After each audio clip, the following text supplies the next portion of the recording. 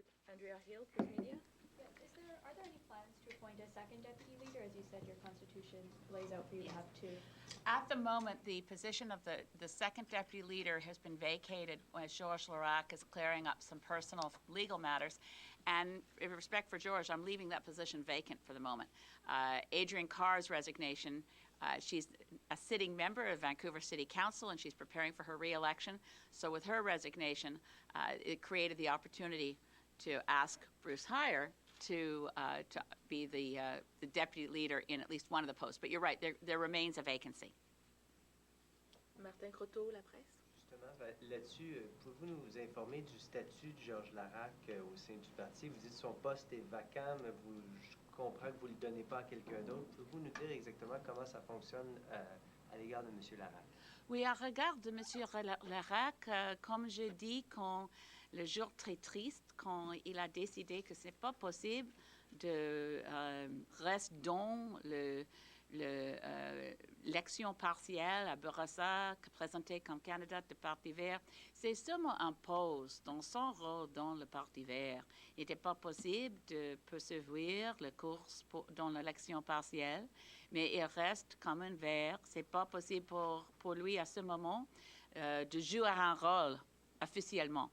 Mais il reste un ami, il reste quelqu'un de très vert, et je pense que c'est important de laisser le temps pour lui, pour les courses légales de terminer. Et avec ça, j'espère que dans l'avenir, il va jouer un rôle dans le Parti vert officiellement. Est-ce que je comprends que son poste de chef adjoint reste vacant Oui. Jusqu'à ce que vous soyez fixé sur son... Exactement. Exactement. Mais c'est pour l'avenir, il y a les questions un peu hypothèque. Je pense que il sera très bon pour lui et c'est à lui de décider le rôle pour son rôle dans le Parti vert à l'avenir. J'espère qu'il revient avec un bilan absolument propre dans les questions légales et avec ça, il sera possible pour lui de jouer un rôle majeur encore. Devenir chef adjoint? Peut-être, c'est pas clair, mais peut-être, je pense que oui. Oui. Est-ce qu'il y a d'autres questions? Can you please introduce yourself? I'm just wondering, given with the House coming back today, how you think, Ms. May, your role might change at all, if it does, given your caucus is doubling in size? And second, what's your focus this session? Thank you. Well, of course, there's been there's been bits of confusion since I was elected about the role of the Green Party in the House. So to clarify, we are recognized as a parliamentary party in the extent that if you look, I'm recognized as a Green Party MP. I'm not considered independent. And whenever I stand, when we have recorded votes on division, if any of you ever watch the late night votes, I'll agree to division and then say the Green Party will vote in such a way. And generally, that results in catcalls from people who say, well, Green Party, well, this will be the first time that when one or the other just stands to say we agree to division and the Green Party will vote, it'll be clear that we're a caucus of more than one MP. We are a parliamentary caucus. I think it will make a big difference in how people understand the role of the Green Party in the future of Canadian politics. As Bruce has said, the Green Party doesn't whip votes. I can't wait. I'm so looking forward to the first time that a bill comes up, a vote comes up, where after discussing it together, we decide we're not going to vote the same way.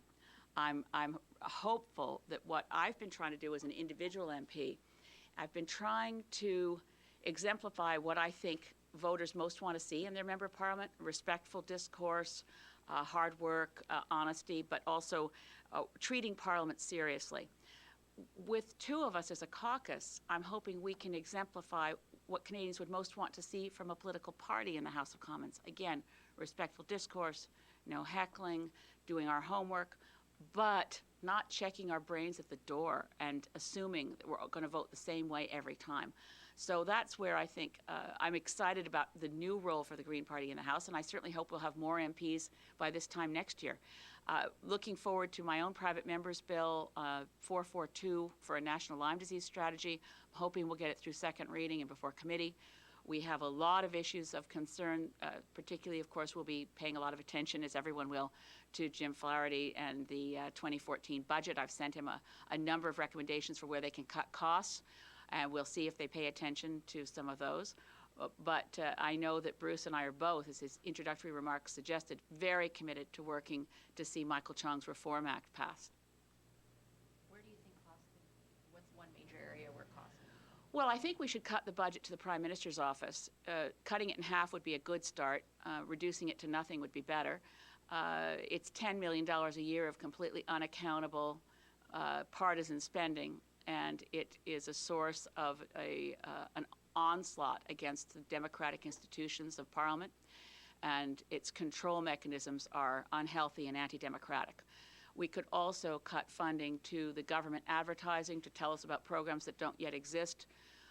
It's a waste of money to be talking about jobs growth and how great the super tankers are going to be on the BC coastline when the people of British Columbia don't want tankers on our coastline, and decisions have not been reached. So that there have been, as we know, Stephen Harper's administration has broken all records in previous years. Now, 2013 doesn't appear to have been as bad as 2009, 2010, but they smashed through the Liberal spending records on advertising. The only category of expense that's gone up in terms of civil servants are the so-called information officers, 15% increase in people to go around and basically be minders, following scientists into conferences, making sure people don't say things that are off message. There are a lot of places to cut, and the big one in terms of billions is to get rid of subsidies to the fossil fuel industry. Est-ce qu'il y aurait d'autres questions? OK, bien, merci, je vous remercie. Merci beaucoup. Thank you. Yay. Thank you.